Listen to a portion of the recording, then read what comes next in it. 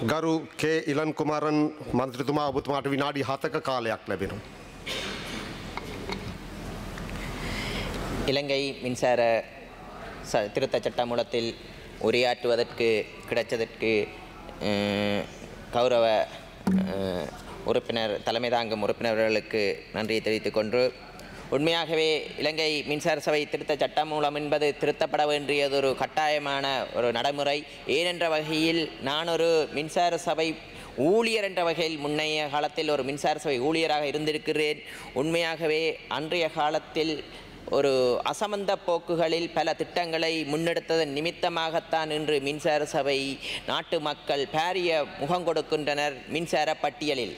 உண்மையாகவே எம்மை பொறுத்தவரைக்கும் எமக்கு ஒரு பாதை ஒன்று பயணிக்க வேண்டிய பாதை ஒன்று இருக்கிறது. அந்த பாதைக்கு சிறந்த ஒரு சட்ட மூலம் ஒன்று நாட்டுக்கு தேவை என்ற வகையில் இந்த சட்ட மூலம் கொண்டு வந்ததையிட்டு பெருமகிழ்ச்சி அடைகின்றேன்.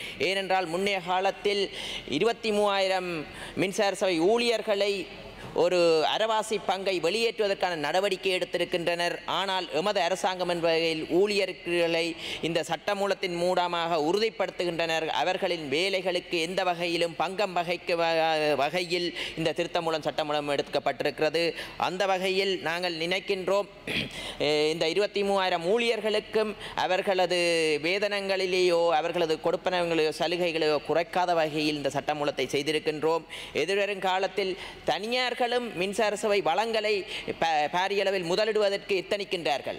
ஏனென்றால் எம்மை பொறுத்தவரைக்கும் மின்சார சபையின் மின்சாரம் என்பது ஒரு நாட்டின் அத்தியாவசிய தூண் என்பதை நாங்கள் நினைக்கின்றோம். ஏனென்றால் எதிர்வரும் காலத்தில் தொழில்நுட்பங்கள் வளர்கின்ற வகையில் எலக்ட்ரிக்கல் கார்கள் நாட்டிற்குள் வருகின்றன, மின்சார பாவனை அதிகரிக்கின்றன. எமது அரசாங்கத்தின் இலக்கு கூட எதிர்வரும் காலத்தில் தெற்காசியாவில் மின்சார கட்டணம் குறைந்த கட்டணமாக இருக்க வேண்டும் என்று நாங்கள் திடமாக நம்புகிறோம். அந்த பாதையில் தான் பயணிக்கும் போது அந்த பாதையை ஸ்திரப்படுத்துவதற்கான இவ்வாறான சட்ட மூலம் என்பது மக்களுக்கு பாதகம் இல்லாத வகையில், நாட்டு மக்களுக்கும் பாதகம் இல்லாத வகையில், எதிர்கால சந்ததிக்கும் பாதகம் இல்லாத வகையில் இந்த சட்ட மூலத்தை திருத்தி அமைத்திருக்கின்றோம்.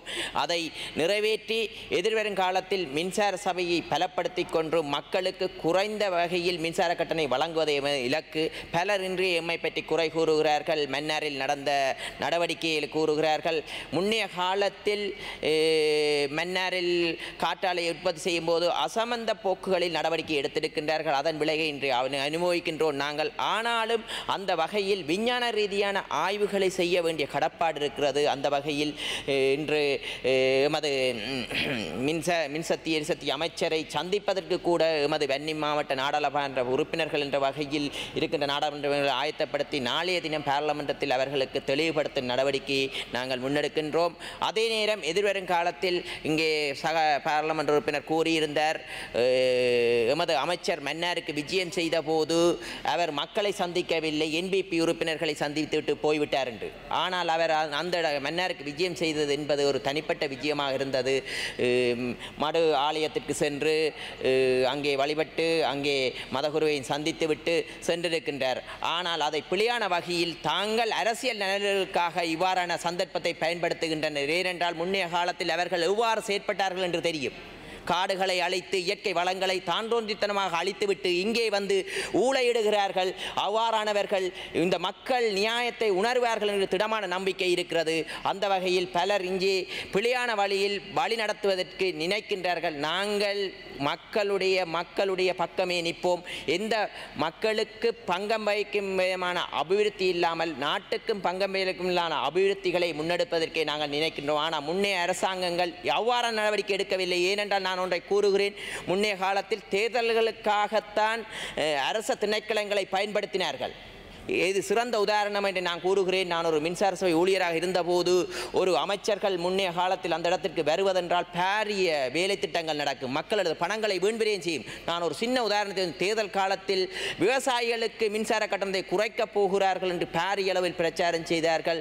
அமைச்சர் வந்து தோட்டத்திற்கு சென்று ஒரு தண்ணீரை பாய்ச்சுவதற்கு கூட அவருக்கு செம்மண் பறக்கும் என்று வெள்ளை மண்ணை போட சொல்லி உத்தரவை வழங்கியவர்கள் இங்கே எதிர்க்கட்சியில் இருக்கும் அமைச்சர்களாக இருந்தவர்கள். அன்றைய காலத்தில் நான் ஒரு ஊழியராக இருந்தபோது வெள்ளை மண்ணை பரவிவிட்டு வந்து அதிலிருந்து தண்ணீர் விவசாய ஒரு தோட்டத்திற்குள் தண்ணீர் அடித்தார்கள்.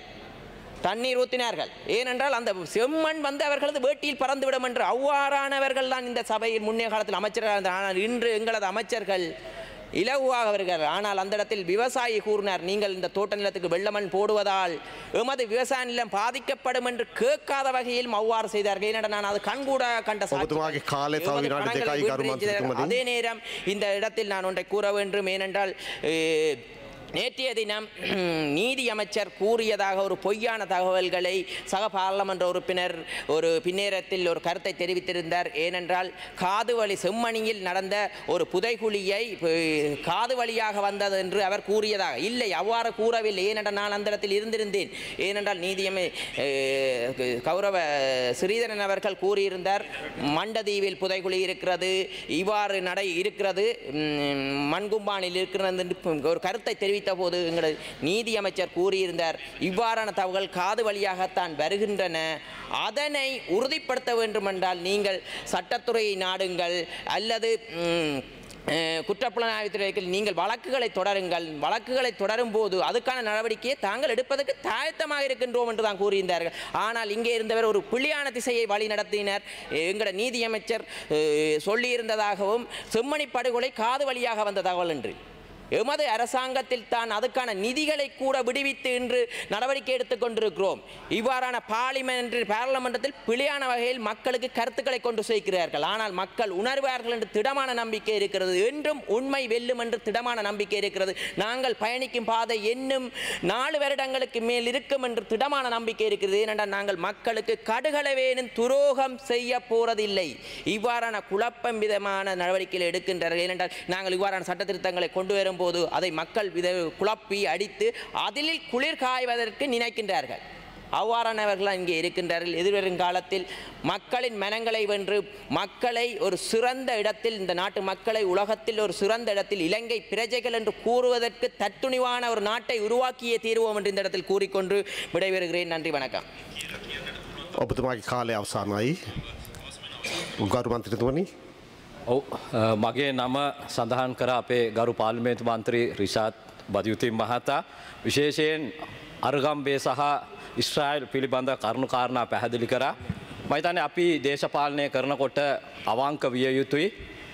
වර්තමාන රජයේ යටතේ නොවේ මේ තත්ත්වය විශේෂයෙන් රට තුල උදා වුණේ. ඔවුන් තර්ක කරනවා නම් ඉතිහාසය අරන් බැලුවා නම් එක්සත් ජාතික පක්ෂය ආණ්ඩුව යටතේ සඳහා සියලු සහයෝගය අපි ඊටාම කෙටියෙන් ප්‍රකාශ කරමු. ලැබුණා. විශේෂයෙන් මම මතක් කරන්න කැමතියි අද දිනයත් මම අර්ගම්බේ ප්‍රදේශයේ ජීවත් වෙන වෛද්‍යවරු විවිධ පාර්ශවයන් මේ පිළිබඳව සඳහන් කරා. මම ඉල්ලා සිටිනවා අපි දේශපාලනය කරමු. හැබැයි ඒ දේශපාලනය විශේෂයෙන් ජාතිවාදයෙන් තොරව, ආගම්වාදයෙන් තොරව ශ්‍රී ලාංකිකත්වයේ අගය කරමින් ඒ දේශපාලනය කරමු කියන කාරණා මම ඉල්ලා සිටිනවා.